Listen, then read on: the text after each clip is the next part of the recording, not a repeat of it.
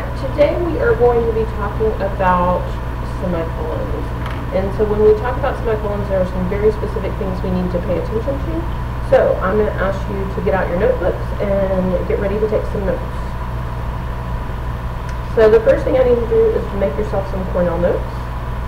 If you don't know or don't remember what Cornell notes are, remember that Cornell notes need to be titled. They were talking about semicolons. Cornell notes also have kind of this modified T-chart where the left side is not quite as big as the right side. The right side is where all of our information is going. The left side is where all of our questions are going. And we're also going to have an essential question, our EQ. And today our essential question, what we're trying to solve is I'm going to change that up. How can I use semicolons in writing? Because what we want to do is we want to be able to identify semicolons, we want to be able to analyze sentences for the proper use of semicolons, and we also want to create good writing that incorporates semicolons when necessary. So very first off, how do I identify a semicolon? Well, a semicolon looks very similar to this. It looks similar to a comma, but it has this little dot on top. It's called a semicolon because you might be familiar with a colon, which looks like this, and semi means half, so it's half of this plus a comma. You don't really know all that. So we're going to identify a semicolon. Boom, there it is, a semicolon. That's the correct terminology for it. But what we really need to know is what does it do? What's its job? Well, a semicolon does three things. We're going to talk about the first two today. The first thing it does is it joins two complete sentences. And you may or may not remember that complete sentences are also called independent clauses.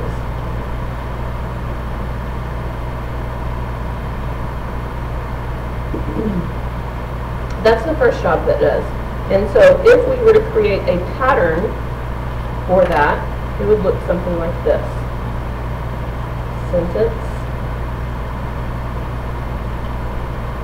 semicolon, sentence. We've talked about other patterns like opener, comma, sentence, or sent, interrupter, ends, or sentence, comma, closer. This is just a new pattern. So if we were talking about what does it look like how could I graphically represent it? It's sentence, semicolon, sentence, period. Note that both sides of the semicolon, the side and the side, has a complete sentence. So you might ask, why would we do that? Well, when we have sentences that are related in thought,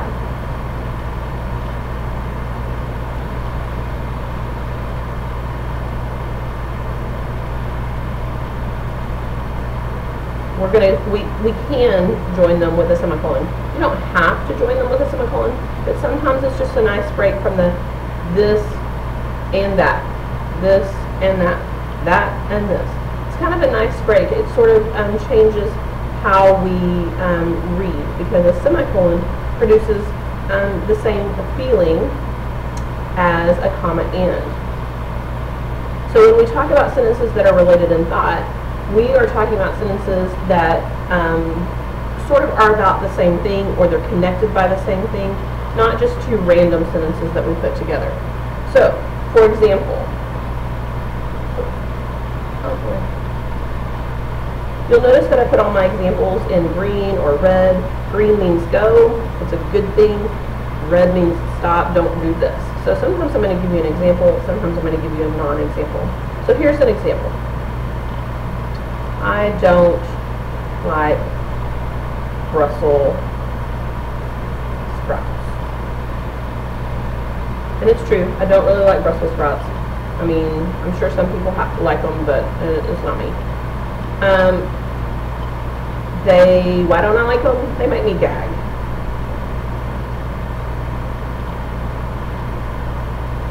So I want you to notice, like, these two sentences. I don't like Brussels sprouts, period. They make me gag, period. So I want you to understand, like, you could leave those two sentences by themselves. We've got a subject, and we've got a verb. We've got a subject, we've got a verb. They're perfectly fine on their own. Do you know how sometimes when you're writing or reading and someone's just using simple sentences, it sounds like, I don't like Brussels sprouts. They make me gag. I won't eat them. My mom made them. And it sounds very choppy. The way we solve that problem is by doing things like combining sentences to make new and different styles of sentences. So one thing I can do, I can leave them like this, but I can also see I have one sentence and another sentence. I can just change this period to a semicolon, and I'm done. They're related in thought because this is why I don't like Brussels sprouts. They make me gag, so therefore I don't eat them. They're related in thought. You can't really do things like this. So I'm going to give you a non-example. My dog chases cars.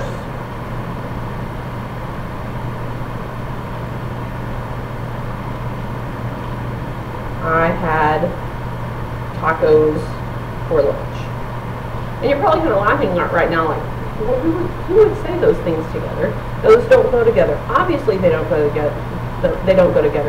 So I can't make them into a sentence with a semicolon because they're not really related.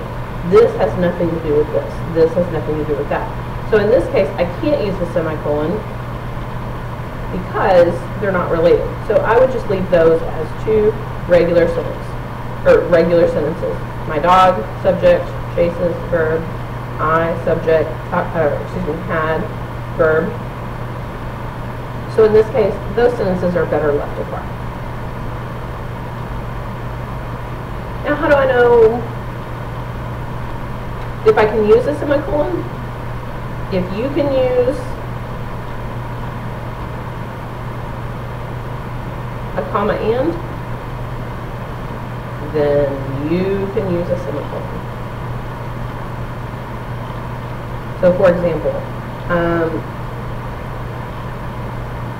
I like ham and cheese sandwiches, semicolon, I also like roast beef sandwiches. Though both sentences are about sandwiches, so I could say, I like ham and cheese sandwiches, semicolon, I like roast beef sandwiches as well. Okay? So if you can use comma and, then you can always use semicolon. Make sure you get all that down. If you still have room on your paper, keep going. You don't have to stop and turn the page just because I am, but I do need a second page of notes. So I'm going to go ahead and turn the page. In this case, I don't need an essential question. I still have my essential question from the time before. So I'm going to just keep on going. I'm going to continue on with semicolons. And what was the second job? We said that there were two jobs that a semicolon can do. So a semicolon can also, I'm going to put the dot, dot, dot, that's called an ellipsis. But I'm going to put that because I'm going to finish my idea over here. It can also join two complete sentences. Remember, those are also called independent clauses with a conjunctive adverb. And you might think, like, what on earth is a conjunctive adverb? I don't know anything about conjunctive adverbs. Well, let's look at that word conjunctive. C-O-N just means with, and J-U-N-C-T just means join. So a conjunctive adverb is literally a word that joins with two sentences. Super simple. Okay? So let's talk about some types of conjunctive adverbs, because now that we know what a conjunctive adverb does, what are some conjunctive adverbs?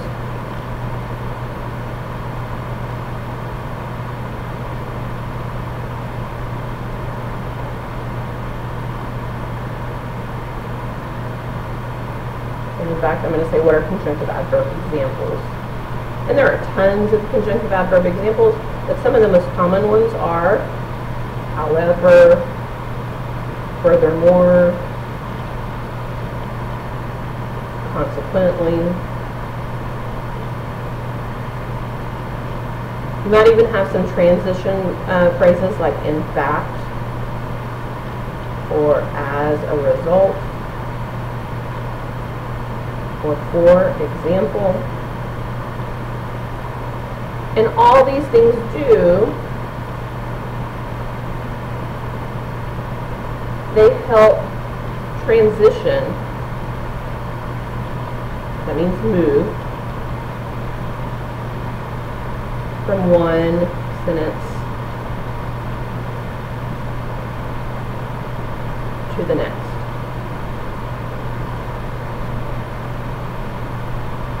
That's all they do. They just help move from one sentence to the next. So therefore, like you can, there's a little more connection in those two related sentences. Because remember, a semicolon still has to have two sentences that are related, but now we have this conjunctive adverb that's helping join with the two sentences, and they kind of transition from one sentence to the next. They're just an added guide just to make it go a little more smoothly. So let's look at an example.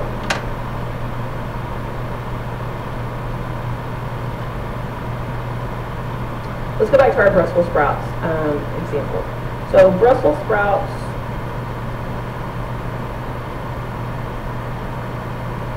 make me gag. We've established this. It's kind of gross. And I'm using my semicolon because I know that my next sentence is going to be related in thought. I refuse to eat them. Perfectly fine. It works. Brussels sprouts make me gag. Brussels sprouts is my subject. Make is my verb. I is my subject. Refuse is my verb. I've got sentence, semicolon, sentence.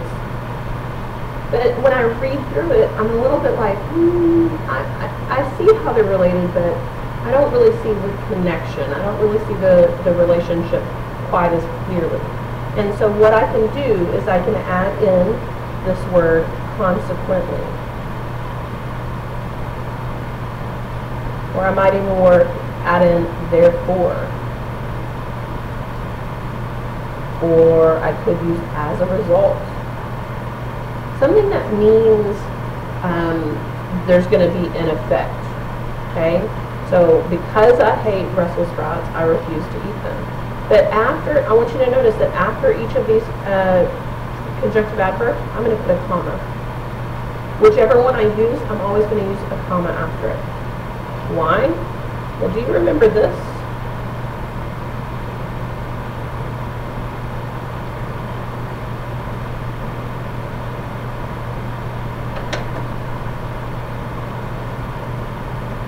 Opener, comma, sentence, period. Remember that pattern that we studied a week or 2 weeks ago? When we have an opener, comma, sentence, that's the second part after the semicolon. So the opener is literally that introductory word, like consequently, comma, I refuse to eat them. So really all we've done is we've taken the pattern we just learned about, semicolon, or sentence, semicolon, sentence, and we've kind of taken that second sentence and just created a new type of sentence, opener, comma, sentence. But notice we've still got this sentence on the other side. So if I were to make a pattern of that, guess what it would look like?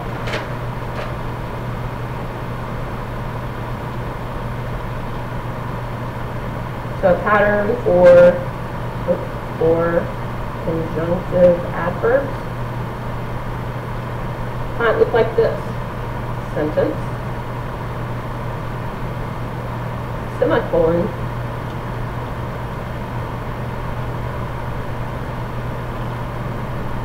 opener, comma, sentence. But I want you to notice and not get frustrated by the fact that, notice that same pattern sentence, semicolon sentence, is still right here. Now all we've done is add in a conjunctive adverb. No big deal. It's just an extra word. And remember, an extra word can be taken out because it's not a complete sentence. Okay? And so we've still got sentence, semicolon, sentence, period.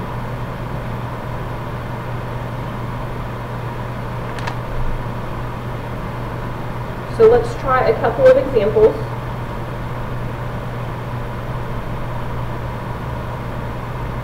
Because I'm going to show you some ways that it might look on like a worksheet or a test, and then how you might go ahead and create some on your own. So let's look at a couple of examples. So if I said, I hate LeBron James, that's a sentence. I is my subject, hate is my verb, I hate LeBron James is my complete thought. My brother is a fan. So let's check. Is it a complete sentence? Yep. My brother is the subject. Is the verb. My brother is a fan. So there's a couple of ways we can do this. I can simply turn this period into a semicolon because these two are related in thought. That's one way. I can always check it by covering up both sides. If I cover up this side, I have a sentence. I hate LeBron James. If I cover up this side, my brother is a fan. That's how I can check to make sure I really do have the semicolon placed correctly. I can also add in a conjunctive adverb. And if I add in a conjunctive adverb, like however, remember, I'm always going to put a comma after it. So I hate LeBron James, semicolon, however, comma, my brother is a fan. So this, in this case, the conjunctive adverb actually makes it a lot easier to see what the relationship between these two sentences is. Because if I don't have this... Good morning, everyone. Those of you that have sit duty on Thursday, please report to your duty station at this time. Thanks. Sorry about that. I didn't realize that we were so close to 8 o'clock. So I hate LeBron James, my brother is a fan. Without that, I'm not really sure what the relationship is. So therefore, if I add a conjunctive adverb, like however, or on the other hand,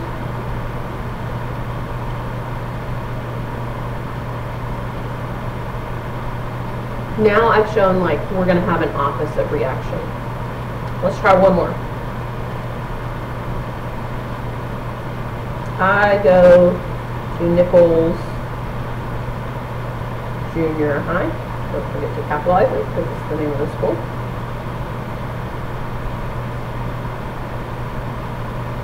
It is the home, I'm going to use the semicolon, of the Mustangs. So we can do a couple of things, like we can take our I go to Nichols Junior High, semicolon, it is the home of the Mustangs. That's perfectly fine. But I can also add in a conjunctive adverb, like, in fact, a comma. And it goes right here. I go to Nichols Junior High, semicolon, in fact, comma, it is the home of the Mustangs. Okay? So, as you are working today, I want you to refer back to your notes. I want you to go through and circle anything that you're still unclear about, and I want you to go ask your teacher or Ms. Nazareth down the hall so that you can make sure that you have a good handle on how to use semicolons. Like I said earlier, there's one more way that we can use semicolons, but we're going to save that for another day. Make sure to review your notes tonight and use your notes on your assignment. Have a great day.